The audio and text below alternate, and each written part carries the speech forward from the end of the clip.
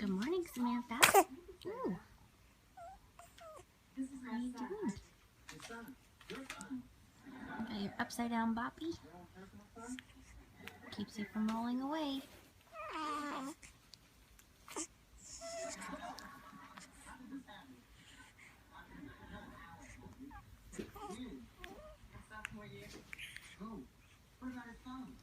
Getting sleepy?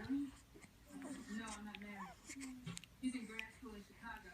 I think the idea of a family was a bit much for him. Do you want something from the kitchen?